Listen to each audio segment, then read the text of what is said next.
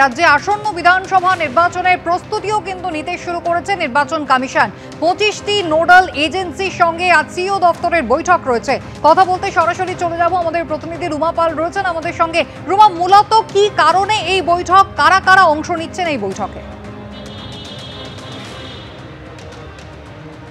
দেখো, 26 নির্বাচনের আগে কিন্তু এটা প্রথম বৈঠক শুরু হলো, যেখানে 25টি যে এনফোর্সমেন্ট এজেন্সি রয়েছে তাদের প্রতিনিধিদের সঙ্গে বৈঠকে বসেছেন মুখ্য নির্বাচনী আধিকারিক মনোজ কুমার অগ্রওয়াল। মূলত সমন্বয় সৃষ্টি করার জন্যই কিন্তু এই বৈঠক, কারণ যখন নির্বাচনের সময় প্রত্যেকটা ডিপার্টমেন্টের সঙ্গে সমন্বয় থাকলেই কিন্তু নির্বাচন সুষ্ঠুভাবে করা সম্ভব, এটাই বলা হচ্ছে। অন্যদিকে জানিয়ে রাখি, যেমন পুলিশের তরফ থেকে নোডাল ডিসি নোডাল রয়েছেন এবং তার সঙ্গে সঙ্গে এটাও ঠিক স্টেট নোডাল অফিসার আনন্দ কুমার রয়েছেন। অন্যদিকে জানিয়ে রাখি, যদিও ডিজি বা সিপি থাকার কথা ছিল, কিন্তু পুলিশের তরফ থেকে তাদের প্রতিনিধিরা রয়েছেন, আরপিএফ রয়েছে এবং তার সঙ্গে কাস্টমস রয়েছে এবং তার সঙ্গে নার্কোটিক্স ডিপার্টমেন্ট রয়েছে, ইডি রয়েছে। এরকমই 25টা ডিপার্টমেন্ট রয়েছে। কারণ দেখো, আইন শৃঙ্খলার বিষয়টা কিন্তু সবথেকে গুরুত্বপূর্ণ হয়। এরপর থেকেই এই বৈঠকের পর থেকেই কিন্তু নির্বাচন কমিশনের দিনক্ষণ অনুযায়ী ধীরে ধীরে এই রাজ্যের যে সমস্ত আইন শৃঙ্খলার বিষয়টা এবং কোথায় কি কি অ্যারেস্ট হচ্ছে, কোথায় কি কি হচ্ছে, সমস্ত কিছু তথ্য কিন্তু নির্বাচন কমিশনে যেতে শুরু করবে। অন্যদিকে নার্কোটিক্স ডিপার্টমেন্ট এই কারণে যে কোথাও কোনো বাজেয়াপ্ত করা হচ্ছে কিনা, কোনো ড্রাগস বা যে কোনো ক্ষেত্রে বাজেয়াপ্ত বিষয়টা হচ্ছে কিনা।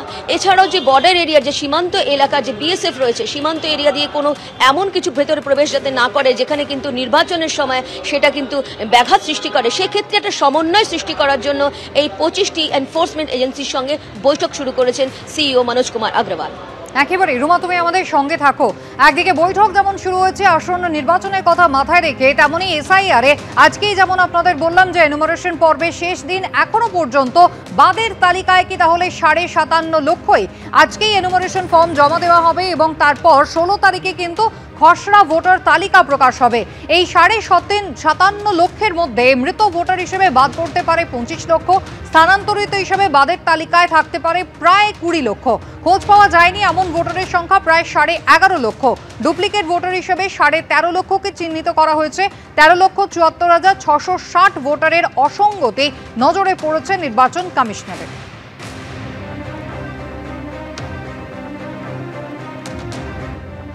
অন্যদিকে আপনারা জানেন যে নির্বাচন কমিশন কিন্তু এবার বহুতলগুলিতে পৃথক বুথ করার বিষয় অত্যন্ত সিরিয়াস এবং ইতিমধ্যে ডিওদের কাছে তারা সেই সংক্রান্ত রিপোর্ট চেয়েছিলেন।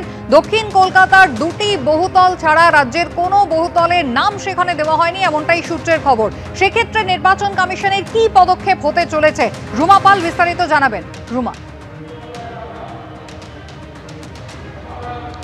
দেখো, বহুতল যে বিল্ডিং রয়েছে সেখানে কিন্তু বুথ হতেই হবে, এমনটাই সিদ্ধান্ত নিয়েছে নির্বাচন কমিশন এবং কড়া চিঠি দিয়ে দেওয়া হয়েছে।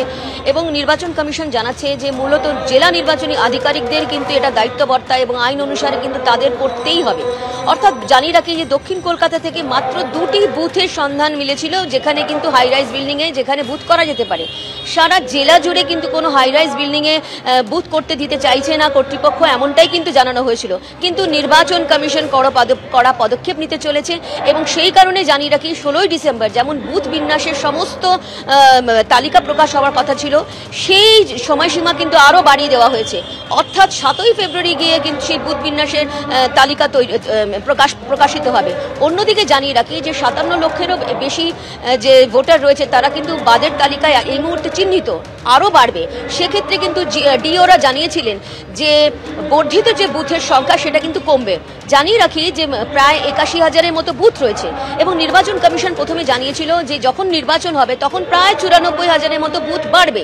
কিন্তু দেখা যাচ্ছে যখন 57 লক্ষেরই মতো ভোটার বাদ যাচ্ছে, সেক্ষেত্রে এই যে বর্ধিত বুথের সংখ্যা কিন্তু কমবে। সেই কারণে কিন্তু জানিয়ে রাখি যে এটা যেমন একটা দিক রয়েছে, অন্যদিকে হাই রাইজ বিল্ডিংয়ে কিন্তু বুথ করতেই হবে, যে করে হোক করতে হবে, এটা নিয়ে কিন্তু কড়া চিঠি দিয়েছে নির্বাচন কমিশন। এই জন্য কোনোভাবেই কোনো রাজনৈতিক দলের যে কোনো তারা বারবার প্রশ্ন তুলছিলেন যে হাই রাইজ বিল্ডিংয়ে কেন করা হচ্ছিল, সেটা অবশ্যই সেটা কিন্তু কর্ণপাত করছে না নির্বাচন কমিশন। এমনকি ডিওরাও জানিয়েছে যে হাই রাইজ বিল্ডিংয়ে যারা কর্তৃপক্ষ তারা চাইছেন না, কোনোভাবেই তা কিন্তু মেনে নিচ্ছে না নির্বাচন কমিশন। হাই রাইজ বিল্ডিংয়ে বুথ করতেই হবে, এমনটাই সিদ্ধান্ত কমিশনের। রুমা, ধন্যবাদ। আসি পরের খবরে, হাইকোর্টের পর এবার সুপ্রিম কোর্টেও স্বস্তি পেলেন চিকিৎসক অনিকেত মাহাতো। অনিকেত মাহাতো মামলায় সর্বোচ্চ আদালতে ধাক্কা খেল রাজ্য সরকার। কলকাতা হাইকোর্ট আগেই রায় দিয়েছিল, আর সেই রায় বহাল রাখল সুপ্রিম কোর্ট। হাইকোর্টের পর এবার সুপ্রিম কোর্টেও স্বস্তি পেলেন চিকিৎসক অনিকেত মাহাতো। সৌভিক মজুমদার রয়েছেন আমাদের সঙ্গে টেলিফোন লাইনে। সৌভিক, সুপ্রিম কোর্টের আজ কি নির্দেশ? দেখো, সুপ্রিম কোর্ট যে শুধুমাত্র কলকাতা হাইকোর্টের যে রায় ছিল সিঙ্গেল বেঞ্চ বা ডিভিশন বেঞ্চের, সেই রায়কে বহাল রেখেছেন তেমনটা নয়।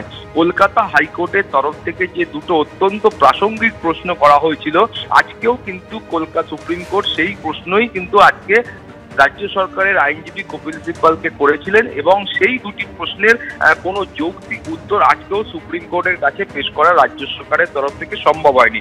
এখন প্রশ্ন হলো যে কি সেই দুটি প্রশ্ন। প্রথম প্রশ্ন বিচারপতি মাহেশ্বরী করেন যে এই যে 871 জনের যে একটা তালিকা তৈরি হয়েছিল, সেই 871 জনের মধ্যে 869 জন চিকিৎসককে একেবারে স্ট্যান্ডার্ড অপারেটিং প্রসিডিওর বা এসওপি মেনে তাদের এই যে পোস্টিং দেওয়া হয়েছে বা বদলি করা হয়েছে, সেই প্রক্রিয়া তারা সম্পন্ন করেছেন। শুধুমাত্র দুজন চিকিৎসকের ক্ষেত্রে কেন এই স্ট্যান্ডার্ড অপারেটিং প্রসিডিওর ফলো করা হলো না, অর্থাৎ এই দুজন চিকিৎসকের মধ্যে একজন হলেন অনিকেত মাহাতো, তার ক্ষেত্রে কেন এই স্ট্যান্ডার্ড অপারেটিং প্রসিডিওর ফলো করা হলো না, সেই প্রশ্ন আজকে সুপ্রিম কোর্ট তুলেছেন। সেই প্রশ্নের কোনো রকম যৌক্তিক উত্তর আজকে রাজ্য সরকারের তরফ থেকে সুপ্রিম কোর্টের কাছে দেওয়া সম্ভব হয়নি। তোমার মনে থাকবে যে এই একই প্রশ্ন কলকাতা হাইকোর্টের সিঙ্গেল বেঞ্চে মাননীয় বিচারপতি বিশ্বজিৎ বসু তিনিও কিন্তু সরকারি আইনজীবীদের করেছিলেন, এবং সেই প্রশ্নেরও কোনো রকম সন্তোষজনক উত্তর কলকাতা হাইকোর্টের কাছে পেশ করা সরকারের তরফ থেকে সম্ভব হয়নি। দুই, এই একই প্রশ্ন আবারও তোমার মনে থাকবে যে মেধাভিত্তিক প্রত্যেক যারা চিকিৎসক আছেন তাদেরকে মেধা তালিকা ধরে মেধাভিত্তিক ভাবে তাদেরকে এই বদলি বা তাদেরকে পোস্টিং দেওয়া হয়েছিল, কিন্তু এই দুজন চিকিৎসকের ক্ষেত্রে সেই মেধা তালিকা কেন মানা হলো না, সেই প্রশ্ন কিন্তু আজকে সুপ্রিম কোর্ট করেছেন। তোমার মনে থাকবে এই একই প্রশ্ন কলকাতা হাইকোর্টও করেছিল, এবং দু জায়গাতেই সরকারের তরফ থেকে কোনো সন্তোষজনক উত্তর আদালতের কাছে পেশ করা সম্ভব হয়নি। ফলে কার্যত 2 থেকে 3 মিনিটের মধ্যে এই মামলার নিষ্পত্তি হয়ে যায়। 2 সপ্তাহের মধ্যে আরজিকর মেডিকেল কলেজেই চিকিৎসক অনিকেত মাহাতোকে পোস্টিং দিতে হবে। কলকাতা হাইকোর্টের এই রায় আজকে সুপ্রিম কোর্টও বহাল রেখেছে। কুসুমিতা। সৌভিক, ধন্যবাদ। চিকিৎসক অনিকেত মাহাতো এই রায় ঘোষণার পর তিনি কি জানিয়েছেন দেখুন।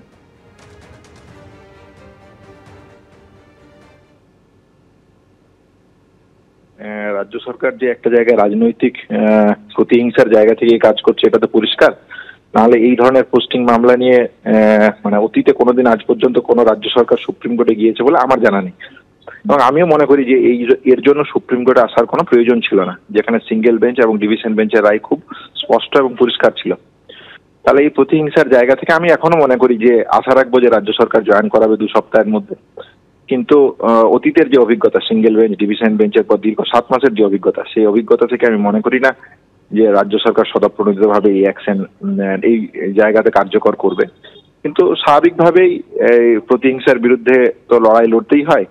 সেই লড়াইয়ে আমি এবং West Bengal junior doctors fund আমার যে সংগঠন, সেই সংগঠন আমরা যেমন ভাবে করছি ঠিক সেইভাবে এগিয়ে নিয়ে যাব। ডক্টর অনিকেত মাহাতোর এই মামলায় কলকাতা হাইকোর্টের রায় বহাল রাখল সুপ্রিম কোর্ট। আর এই নিয়ে কি বললেন আরেক চিকিৎসক ডক্টর আশফাকুল্লাহ নাইয়া, দেখুন।